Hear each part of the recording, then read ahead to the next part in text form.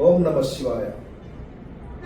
మా ఆత్మీయ కస్టమర్లకు, శ్రేయోభిలాషులకు జీవీటీ ఇన్ఫ్రా డెవలపర్స్ వారి మహాశివరాత్రి శుభాకాంక్షలు.